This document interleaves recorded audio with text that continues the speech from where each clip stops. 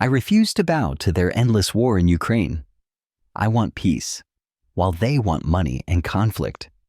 Even if it leads to World War III, the U.S. will eventually have to send its sons and daughters to fight.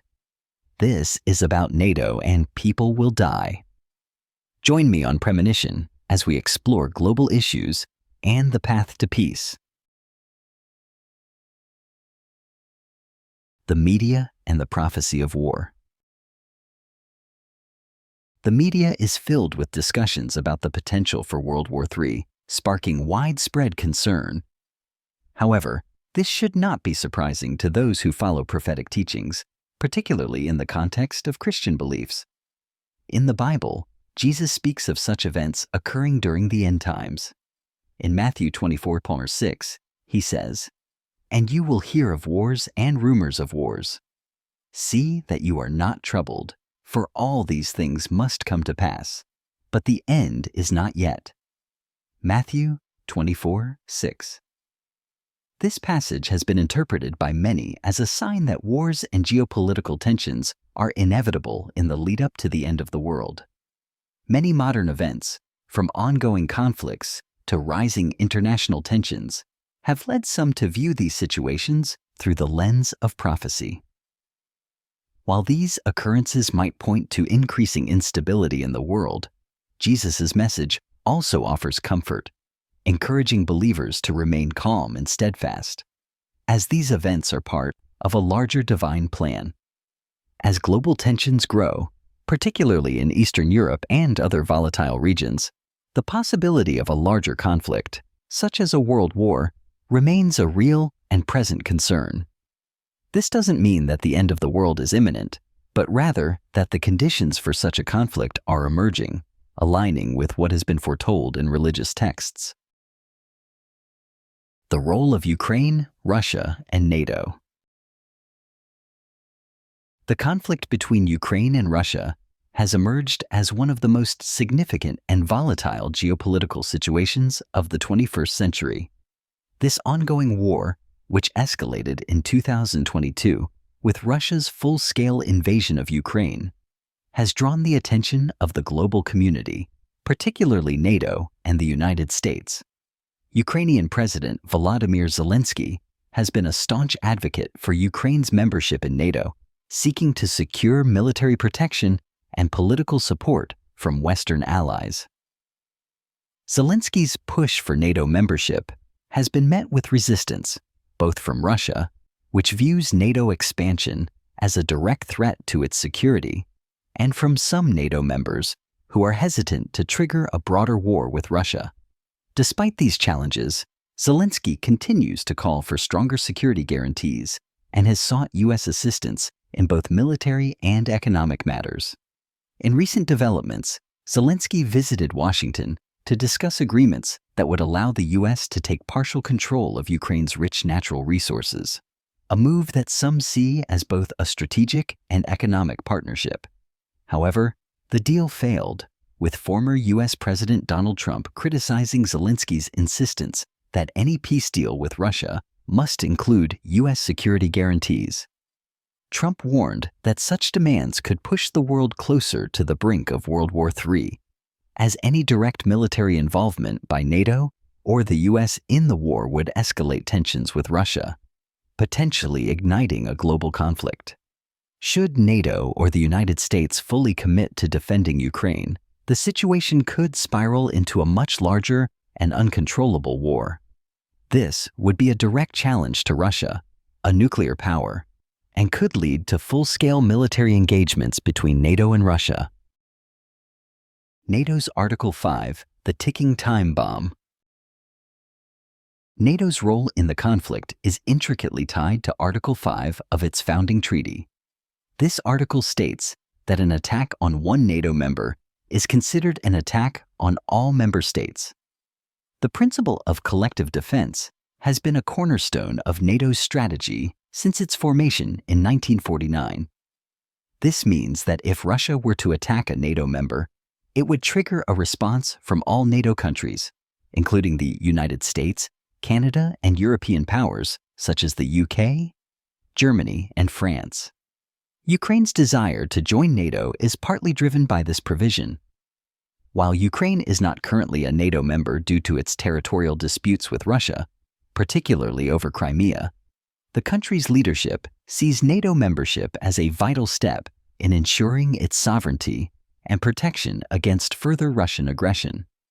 If Ukraine were to be accepted into NATO, any Russian attack on Ukraine would automatically invoke Article 5, forcing NATO countries to defend Ukraine. This scenario would likely lead to a dramatic escalation of the conflict, as NATO would be compelled to engage directly with Russia in combat. Given that Russia is a nuclear power, the risk of such a conflict turning into a nuclear war is a terrifying possibility. Therefore, the inclusion of Ukraine in NATO is seen by many as a potential ticking time bomb, one that could set off a chain reaction leading to a global war. The UK's commitment to Ukraine. The United Kingdom, a key NATO member, has shown unwavering support for Ukraine since the onset of the Russia-Ukraine war. British officials have emphasized their three-pronged strategy to help Ukraine maintain its sovereignty and defend against Russian aggression. Mount 1. Continued military aid. The UK has been providing Ukraine with advanced weapons systems, including anti-tank missiles, drones, and air defense systems. They have also trained Ukrainian soldiers in the use of these sophisticated weaponry. The British government has pledged to ensure Ukraine's military readiness for the long-term battle. 2. Economic pressure on Russia. In addition to military assistance, the UK has been at the forefront of imposing sanctions on Russia. These measures aim to cripple the Russian economy, targeting sectors such as finance, energy, and exports. The UK has also worked to limit Russian access to global markets and has frozen assets belonging to prominent Russian oligarchs. 3. Strengthening Ukraine's defenses.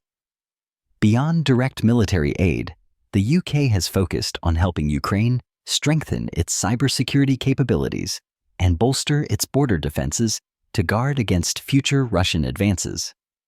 The UK is also helping Ukraine develop strategies to resist cyber attacks and disinformation campaigns from Russia, which are key elements in modern warfare. The UK's stance has raised concerns about the potential for a broader conflict, with discussions about the possibility of British ground troops and air support. Should these actions unfold, it could escalate the conflict in Ukraine and draw more European countries into the war, further polarizing the West and Russia. The biblical prophecy of global war. The Bible contains prophecies that some interpret as foreshadowing the present-day geopolitical tensions, particularly concerning Russia's involvement in the conflict. In Ezekiel 38-39, the Gog and Magog war is foretold, a great battle between the forces of Russia and other nations. Many biblical scholars have suggested that Russia represents Magog in these passages, which has led to interpretations that the current conflict in Ukraine could be the early stages of this prophesied war. Moreover, the book of Revelation also speaks of a future Gog and Magog war. However, this war is said to occur after the second coming of Jesus Christ, following his 1,000-year reign. Some believe that the events unfolding today might mirror these prophecies, suggesting that we may be witnessing a prelude to the final, cataclysmic battle outlined in the Bible. These interpretations fuel the belief that geopolitical tensions today may have a spiritual dimension, adding weight to the fear of an imminent global conflict. The spread of proxy wars across the globe. Andrew Bustamante, a former CIA officer, argues that World War III is already underway, but not in the traditional sense. Instead, he claims that modern conflicts are being fought through proxy wars, where major powers indirectly engage through smaller, less visible conflicts. These wars often involve funding, supplying arms, and supporting rebel groups in regions of strategic interest. Some notable examples of proxy wars include Syria, a brutal civil war that has been heavily influenced by both the US and Russia, with each supporting opposing factions. The conflict has also involved Iran and Turkey, further complicating the situation. Yemen. The ongoing war in Yemen is primarily a proxy battle between Saudi Arabia, which backs the Yemeni government, and Iran, which supports Houthi rebels. This has resulted in a humanitarian crisis, with millions affected by the conflict. Libya, a fractured country where global powers have taken sides in a civil war, including the US, Russia, Turkey, and Egypt. The struggle for control of Libya's resources, especially oil, has turned the country into a battleground for foreign powers. Ukraine, perhaps the most significant example of a proxy war today, where the West, led by the US and EU, has provided extensive military and financial support to Ukraine, while Russia fights to maintain its influence in the region.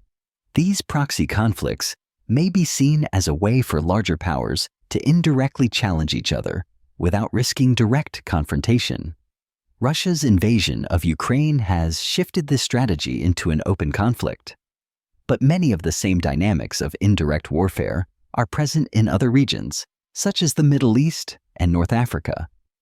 Bustamante's analysis suggests that the world is already involved in a form of global conflict, albeit through smaller-scale decentralized wars.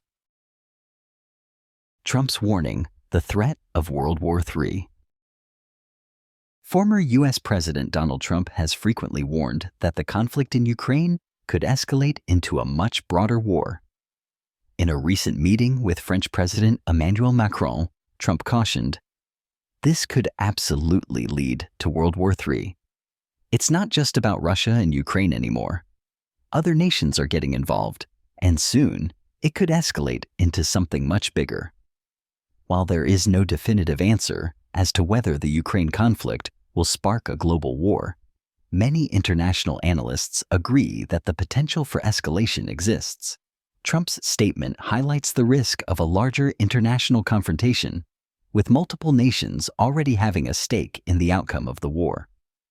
Prophecies across different cultures and religious traditions often speak of major wars in the future, and many believe that these prophecies point to inevitable global conflict. The growing involvement of global powers in regional disputes and the complexity of modern warfare suggests that large-scale wars are increasingly likely, even if they do not occur in the same form as World War I or II. As tensions rise and more countries become entangled in regional conflicts, the specter of a global war seems increasingly plausible. Whether the Ukraine crisis will spark this conflict, or whether it is merely one chapter in a longer history of proxy wars, remains to be seen. But many believe the path to global conflict is already being laid out before us. Revelation and the Four Horsemen of War. In the Book of Revelation, chapter 6, the four horsemen of the apocalypse are introduced as harbingers of the end times. These four figures represent different aspects of global upheaval, with two of them being directly related to war and conflict. Number 1, the white horse. The rider of the white horse is often interpreted as a leader who will conquer nations. This figure represents the rise of a charismatic figure who brings about global domination and tyranny, often viewed as a conqueror or false peacebringer. Some theologians believe this rider could symbolize a figure like the Antichrist, whose presence on the global stage will result in significant geopolitical upheaval. 2. The red horse. The rider on the red horse is often associated with bloodshed and war. As described in Revelation 6:4, another horse, fiery red, went out, and it was granted to the one who sat on it to take peace from the earth, that people should kill one another, and there was given to him a great sword. This represents a time of unprecedented conflict, where nations turn against one another and large-scale violence spreads across the globe. The red horse's rider symbolizes the breakdown of order and the violent wars that ensue. Together, these two horsemen signify the beginning of intense global conflict, potentially linking to current wars or future escalations. The imagery evokes the idea that war, both physical and spiritual, will escalate dramatically as part of the final stages of human history. The true end-time war, the Battle of Armageddon. While the Russia-Ukraine conflict continues to capture global attention, biblical prophecy speaks of a far greater and more final confrontation, the Battle of Armageddon. According to the book of Revelation, the ultimate war will take place in Israel, specifically in a place called Armageddon, a name derived from the Hebrew word Har Megiddo, the mountain of Megiddo. In Luke 21:20, Jesus foretells the events leading up to this momentous war. When you see Jerusalem surrounded by armies, then know that its desolation is near. This prophecy suggests that the siege of Jerusalem by foreign powers will be a key indicator of the impending end-time conflict. The Battle of Armageddon is not a mere regional conflict, but the final confrontation where Satan, the Antichrist, and other evil forces gather to wage war against God's kingdom. This battle is described as the ultimate showdown between the forces of good and evil, where God's divine justice is enacted. Revelation 16:16 also speaks of this great battle. And they gathered them together to the place called in Hebrew, Armageddon. The war will culminate in God's victory, affirming that no earthly power, no matter how great, can ultimately defeat the Creator. The foolishness of fighting God. In the midst of the apocalyptic conflict, the Bible reveals how God will triumph over his enemies. In Revelation 17-18, an angel proclaims, "Then I saw an angel standing in the sun, and he cried with a loud voice, 'Come and gather together for the supper of the great God, that you may eat the flesh of kings, captains, mighty men.'" This image is a stark reminder of the futility of fighting against God's will. Despite the apparent power and might of earthly rulers, those who oppose God will be ultimately defeated. As the Antichrist and the false prophet are cast into the lake of fire, all earthly powers that have aligned themselves with evil will be destroyed, symbolizing God's absolute and final victory over sin and rebellion. Revelation 19:19-21 further emphasizes that the armies of the world, under the command of the Antichrist, will be destroyed by the returning Christ, symbolizing the ultimate destruction of all evil forces. The return of Christ signifies the end of the war between good and evil, ushering in a new era of peace and righteousness. The ongoing spiritual war. Beyond the physical and geopolitical wars described in the Bible, there is a spiritual war that has been waging since the fall of humanity. Ephesians 6:12 reminds believers that, "For we do not wrestle against flesh and blood, but against principalities, against powers, against the rulers of the darkness of this age, against spiritual hosts of wickedness in the heavenly places." This battle is not fought with weapons of war, but with faith and spiritual strength.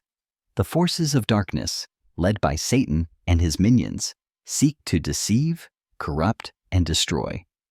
The church, representing the body of believers, is called to resist these forces through the strength that God provides.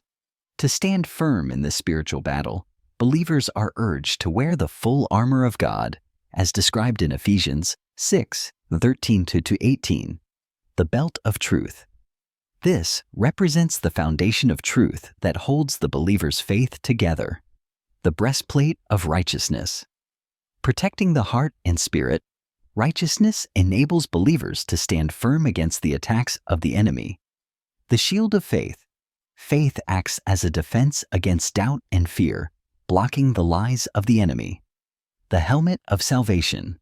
Salvation gives protection to the mind, ensuring that the believer's thoughts remain focused on God's truth. The sword of the Spirit, the Word of God. The Word of God is the offensive weapon in spiritual warfare, used to counter the lies and temptations of the enemy. James chapter 4:7 emphasizes the importance of submission to God in resisting spiritual attacks. Submit to God, resist the devil, and he will flee from you. This passage highlights that through submission to God, believers can overcome the spiritual forces that seek to destroy them. The ultimate victory in this spiritual war is assured because Christ has already defeated the powers of darkness through his death and resurrection. Jesus Christ is the ultimate victor. He has dominion over all powers and authorities, and faith in him is the key to overcoming any war, physical or spiritual. Who is he who overcomes the world? But he who believes that Jesus is the Son of God. 1 John chapter 5:5. No matter what happens, believers are called to trust in God's ultimate plan. Wars may come, but Jesus will return to reign in victory.